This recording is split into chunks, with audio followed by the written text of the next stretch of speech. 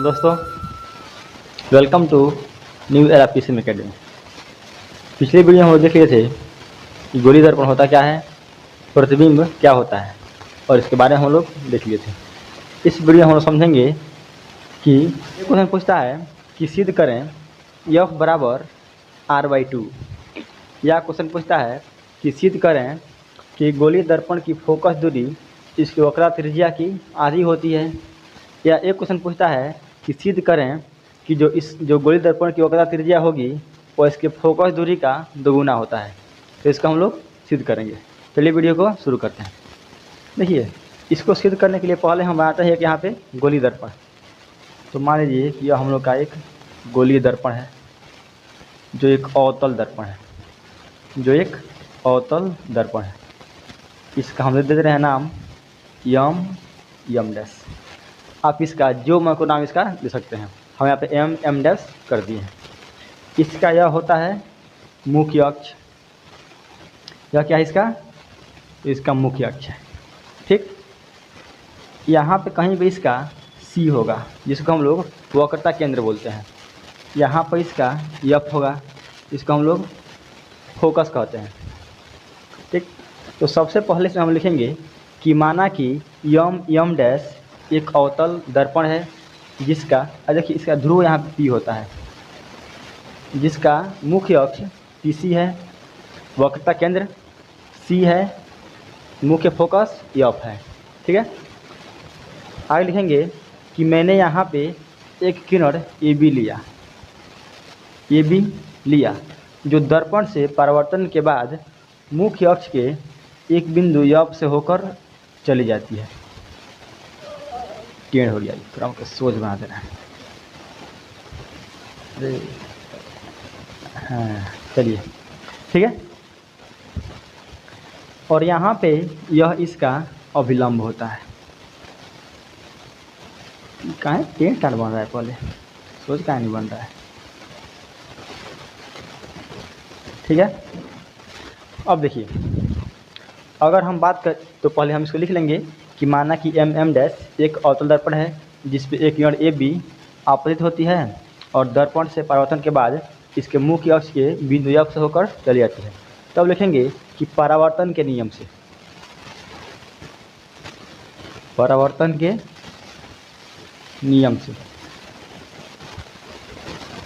देखिए, अगर हम देखें परावर्तन के नियम से, तो यहाँ पे एक कोण बन रहा है और यहाँ पे एक कोण बन रहा है, और यह इसका अभिलंब है। तो हम लोग पढ़े हैं परावर्तन के नियम से कि आपतन कोण परावर्तन कोण के बराबर होता है, मतलब यह कोण इससे क्या होगा, बराबर होगा। तो यहाँ पे जो एंगल ABC है, एंगल ABC बराबर होगा एंगल CBF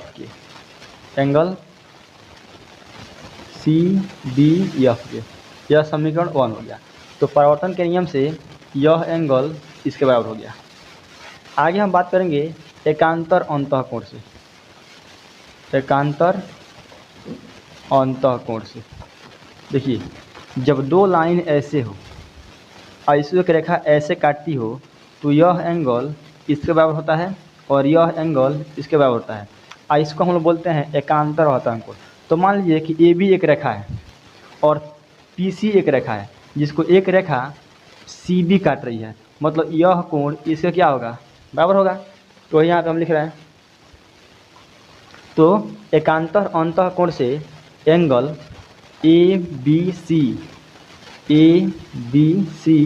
बराबर होगा एंगल BCF के, यह हो गया समीकरण 1 और 2। अब देखिए, समीकरण 1 और 2 में एक साइड क्या है, बराबर है, तो सेकेंड साइड में क्या होंगे, इसके बराबर होंगे। तो यहाँ पे होगा एंगल CBF बराबर एंगल BCF। ठीक है, यानी जो एक त्रिभुज यहाँ पर बना CBF, इस त्रिभुज का CBF त्रिभुज का यह एंगल इस एंगल के बराबर हो गया। और जब किसी त्रिभुज के दो एंगल बराबर होते हैं ना, तो त्रिभुज समद्विबाहु होता है। मतलब यहाँ से हमको यह मिल रहा है कि त्रिभुज BCF एक समद्विबाहु त्रिभुज है, समद्विबाहु त्रिभुज है। और जब कोई त्रिभुज समद्विबाहु होता है तो उसके सामने का भुजा भी क्या होता है, बराबर होता है। मतलब यहाँ से हमको क्या मिल रहा है, इसीलिए जो इसके सामने का यह वाला, इसके सामने का यह वाला, मतलब CF बराबर BF, ठीक है। जो यहाँ पे CF है, इसके सामने का यह वाला CF और इसके सामने का यह वाला FB, दोनों क्या होंगे, बराबर होंगे। मतलब यहाँ से जाएगा CF बराबर FB। इसका मान रहे हैं समीकरण 3, ठीक। और यहाँ पे हम लोग एक एजम्पशन मानते हैं। हम मानते हैं कि यदि जो B है वो P के बहुत ही करीब हो, यदि B P के बहुत ही नज़दीक हो, तो जब जो B है वह P के नज़दीक आ जाए तो जो FB है वह यहाँ पे आ जाएगा, यानी जो यहाँ पे FB है वह आ जाएगा PF पे। तो यहाँ से जब हम मान लिए कि B P के बहुत ही नज़दीक हो तो जो यहाँ पे FB है वह क्या हो जाएगा, PF के लगभग बराबर हो जाएगा। यानी यहाँ से हमको यह मिल गया कि जो FB होगा वो लगभग किसके बराबर हो जाएगा, FP के, या इसका हम लोग लिख रहे हैं यहाँ पे PF के। यह हो गया समीकरण 4, ठीक है। अब देखिए यहाँ पे हम यहाँ पे लिए हैं समीकरण 3 में कि जो CF है वह बराबर है FB के, CF बराबर FB, और यहाँ से लिख रहे हैं FB बराबर PF। तो यहाँ पे लिखेंगे समीकरण 3 एवं 4 से। और देखिए समीकरण 4 को हम चाहें तो PF बराबर FB भी कर सकते हैं। तो इसका हम थोड़ा ऐसे कर दे रहे हैं कि थोड़ा बढ़िया समझ में आए। PF बराबर FB, क्योंकि इसको चाहे इसके बराबर लिखें और चाहे इसको इसके बराबर लिखें, मतलब तो वही होगा। अब देखिए यहाँ पे समीकरण 4 हो गया। अब समीकरण 3 और 4 से देखें तो इसका एक साइड क्या है, बराबर है, तो ये भी क्या हो जाएगा, बराबर हो जाएगा। यहाँ पे जाएगा CF बराबर PF, ठीक, CF बराबर PF। अब यहाँ पे देखिए, यहाँ से हमको यह मिल रहा है कि जो CF है वह PF के बराबर है, इसके बराबर है। जो CF है वह PF के बराबर है। मतलब अगर एक रेखा है, ठीक है, इसको हम बीच में से काटेंगे तभी ना बराबर होगा।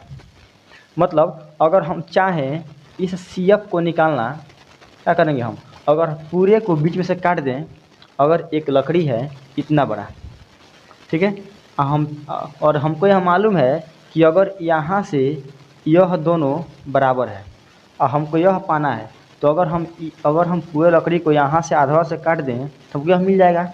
मतलब जो यहाँ पर CF है हम क्या लिख सकते हैं उसको, तो PC/2 कर सकते हैं ना, क्योंकि यहाँ पे CF PF के बराबर यहाँ पे आ गया है।